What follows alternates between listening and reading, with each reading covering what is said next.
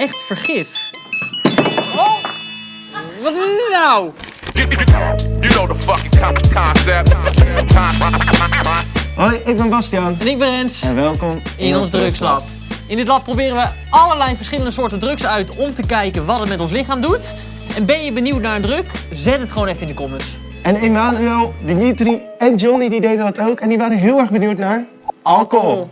Alcohol ken je natuurlijk omdat het in bier zit, in wijn en in nog andere dranken. Maar het komt ook voor in brandstof en ontsmettingsmiddelen. En dit is pure alcohol.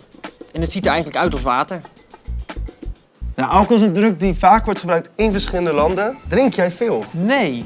Natuurlijk ben ik wel eens dronken geweest. Maar ik heb onlangs 2,5 maand geen druppel alcohol gehad. Ja. En nu drink ik af en toe 1, 2, hooguit 3 biertjes. Maar vond je dat dan niet moeilijk? Want ik kan me niet voorstellen dat als ik uitga dat ik dan geen alcohol nuttig. Nou, dat is het, want het zit zo in de cultuur. Iedereen drinkt. Dus als je niet drinkt, val je gelijk buiten de boot.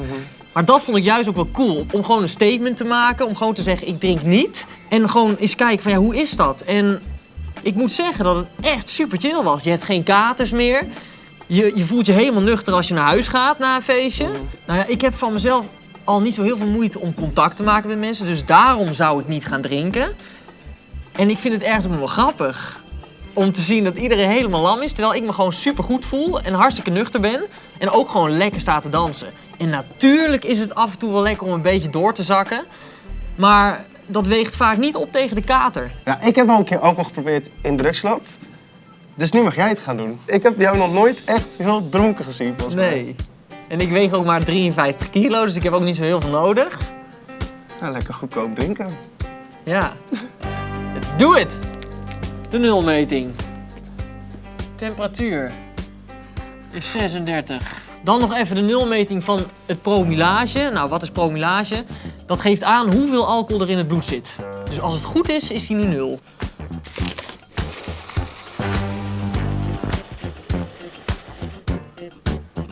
Nul. Nou, Ik had niet anders verwacht. netjes. Elk standaard glas bevat evenveel alcohol, namelijk 12 milliliter. Dus als je wijn in een wijnglas hebt, bier in een bierglas en een shot in een shotglasje, krijg je eigenlijk evenveel alcohol binnen. Alleen is het wel zo dat als je een shotje neemt, je sneller dronken kan worden, omdat je het in één keer achterover werkt. Je doet langer over een biertje. Ja. Dit heb je zo op. Nou, je mag kiezen. Wil je een wijntje, een biertje of een shotje? Ik neem een shotje, Ja? want dat is gelijk een goede binnenkomer. Kijk eens aan. Het is echt lang geleden dat ik zo'n shotje op heb. Nou, Ja? Ja. Cheers! Gonna have a house party. Everybody come on, get down. Zo. Ja, het brandt een beetje. Je blijft er wel cool onder de hele tijd. Als ik een shotje neem, denk ik helemaal zo... Nee, dat valt wel mee bij mij. Ja, het brandt wel een beetje in je keel. Het is gewoon heel sterk. Ja. Maar het doet geen pijn. Nou, wat er nu gebeurt is dat de alcohol via je slokdarm in je maag terechtkomt. En daar vermengt het zich met vocht, maagzuur en als je gegeten hebt ook voedsel. Maar 20% wordt gelijk opgenomen door je bloedstroom. Ja. En dan gaat de alcohol gewoon door je bloed. En als je dan heel veel drinkt, dan word je dronken. Ja. Het duurt ongeveer een kwartiertje voordat het in begint te werken. Ja.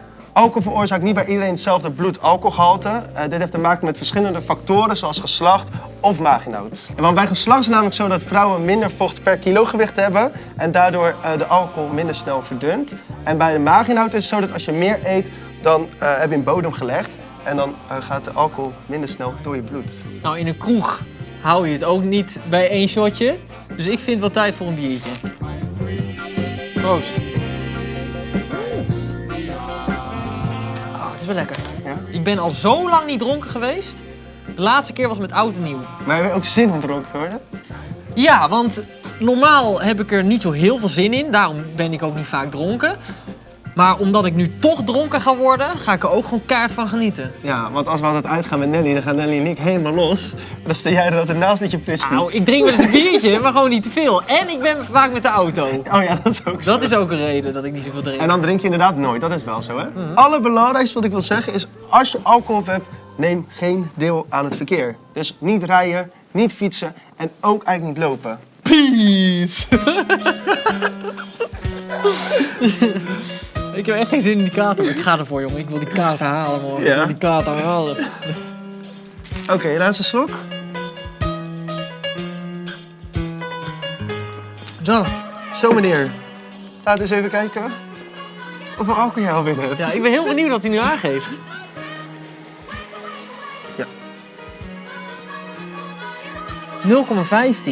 Je polsslag en je aanhouding versnellen licht. Je moet een warm gevoel krijgen nu. Oh, ik ben zo warm. Makkelijker praten, nou dat zien we, dat gebeurt. Je smaak, je zicht en reukvermogen gaan achteruit. En het moet nu ook zijn dat je een hongergevoel krijgt. Nee, heb ik niet echt. Dat niet. Nee. Krijg je wel een warm gevoel? Zo lekker zo? Nou, lekker. Ja, nou, ja, wel lekker. Had ik al wel, want de temperatuur is aangenaam hier.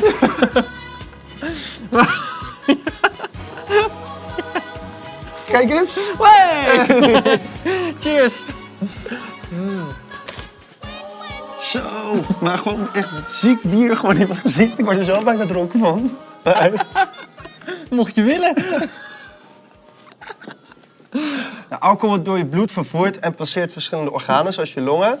En een deel van de alcohol wordt door de longblaasjes afgegeven. En daardoor ruik je de alcohol uit je mond. En daardoor kan de politie ook meten hoeveel alcohol je op hebt. Ja, En ruiken ze dat? wij kunnen het ook meten.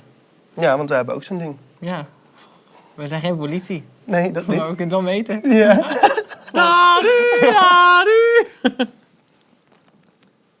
Lekker biertje. Ja, dat denk ik wel, ja. Het is wel lekker hoor, dat het nu gewoon mag, snap je? Maar het mag toch altijd? Nou ja, altijd. Als je heel veel bier drinkt, word je er ook dik van. Want er zitten heel veel koolhydraten in. En je lichaam is meer bezig met het afbreken van de alcohol dan de vetten die je vaak inneemt als je gedronken hebt. Want je gaat lekker vreten, je eet wat.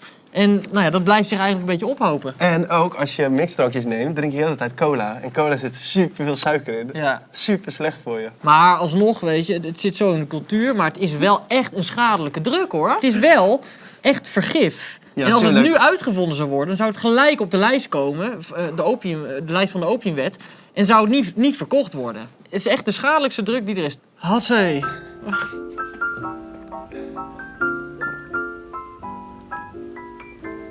Ja, je biertje heb je net op. Dan heb ik nog een vodkatje voor je. Ja, even wegtikken? Ja.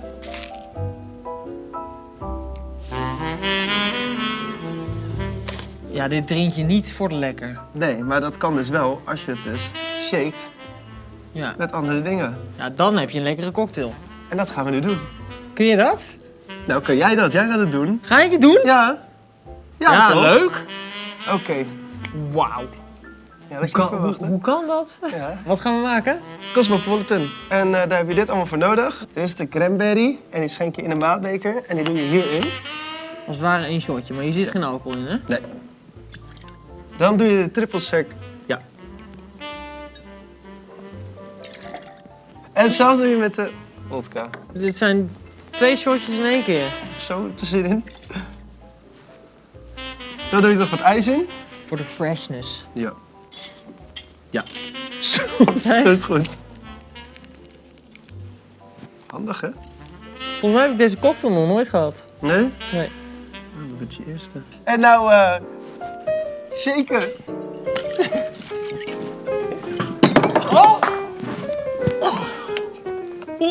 Oh, godzijdank.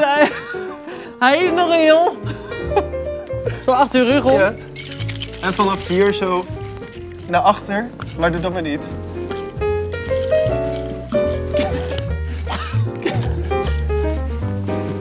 Oh, wow. It's ready. Het ziet er mooi roze uit. Wauw. Cheers.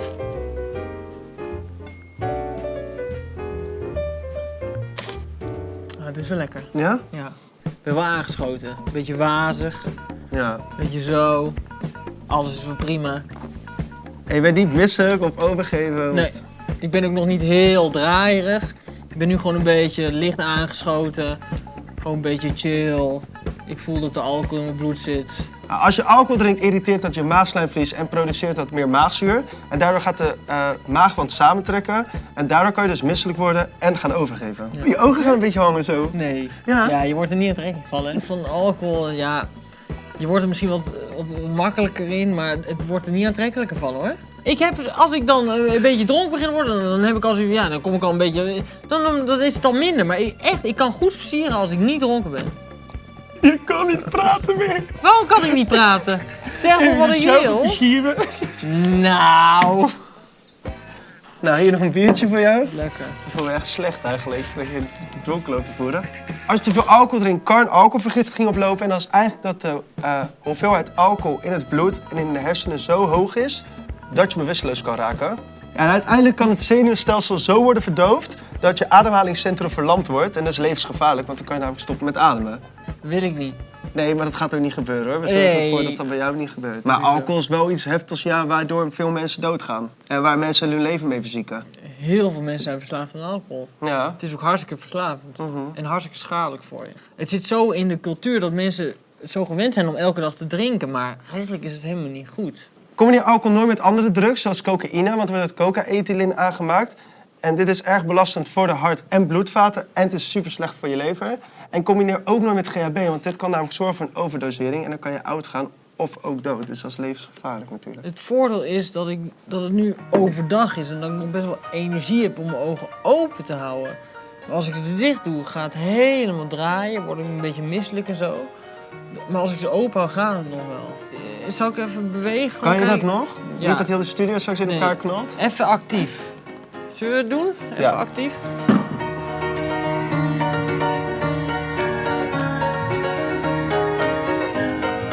Nou, lijkt je net Bob de Bouwer.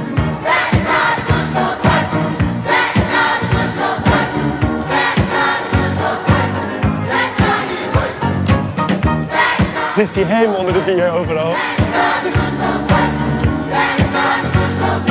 Kijk uit, het valt uit die bekers. Wat is dit nou? Wat is dit nou? Wat doe je? Ik word helemaal vol van het bier. Nou, ik ben dus echt heel benieuwd wat jouw promulage nu is. Ja.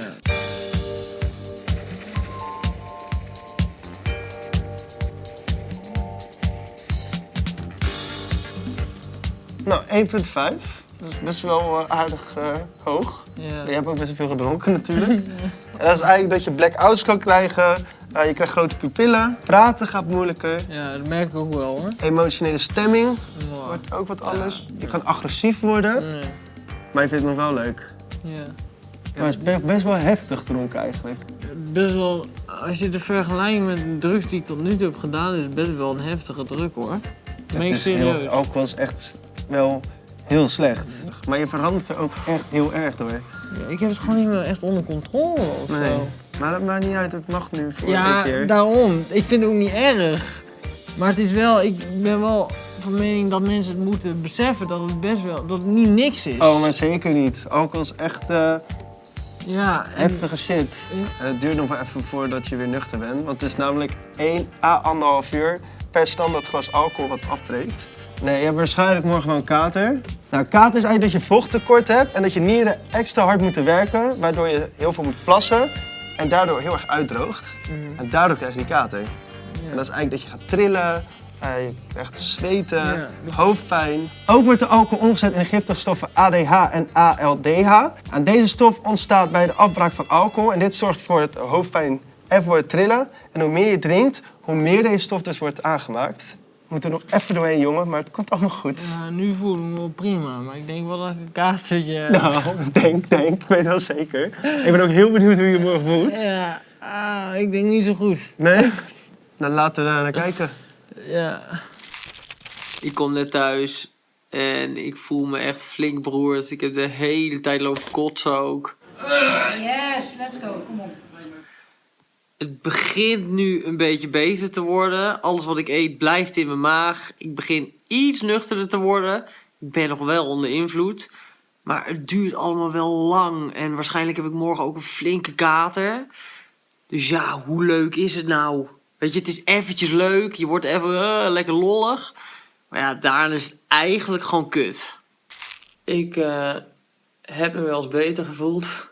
Sterker nog, ik voel me best ellendig. De hoofdpijn valt gelukkig nog wel mee. Het is echt puur dat ik lichamelijk gewoon...